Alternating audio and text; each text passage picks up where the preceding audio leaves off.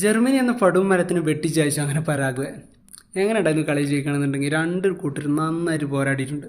അതായത് നല്ല രീതിയിലാണ് അവർ പോരാടിയിട്ടുള്ളത്. അവരെ കൊണ്ട് പറ്റുന്ന മാക്സിമം അവർ ട്രൈ ചെയ്തിട്ടുണ്ട്. പരാഗ്വേക്കും വേണ്ടിയിട്ട് 42-ാമത്തെ മിനിറ്റിൽ ഹെൻസീസോ ഒരു ഗോൾ അടിച്ചു. അതിനുശേഷം ഹാഫ് ടൈമിന് ശേഷം 54-ാമത്തെ മിനിറ്റിലാണ് ജർമ്മനി അത് മടക്കി അടിക്കുന്നത്. ജർമ്മനിക്കും വേണ്ടിയിട്ട് ഗോൾ അടിച്ചത് ഹാവേർട്സ് ആണ്. അങ്ങനെ അതിന് ശേഷം പിന്നെ രണ്ടുപേരും ഗോൾ അടിച്ചില്ല, രണ്ടുപേരും സമനിലയിൽ അങ്ങനെ കട്ടൊക്കെ പിടിച്ച് നിന്നിട്ട് അത് ഫുൾ ടൈം കഴിഞ്ഞു. അതിനുശേഷം എക്സ്ട്രാ ടൈം ഒരു അരമണിക്കൂർ കൊടുത്തു, അതിലും ഗോൾ അടിക്കാൻ പറ്റില്ല.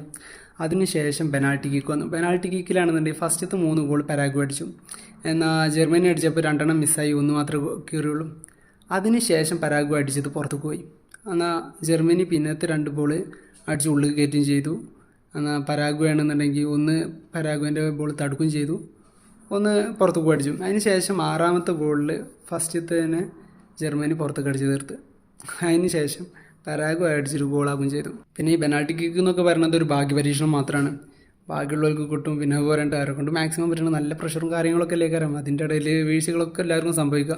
അപ്പോൾ അത് വലിയ തോൽവി എന്നൊന്നും പറയാൻ പറ്റില്ല. പക്ഷേ എന്ത് ചെയ്യാനോ, തോറ്റല്ലേ പറ്റുള്ളൂ. ഇതിൽ ആരെങ്കിലും ഒരാൾ പുറത്ത് പോകണം.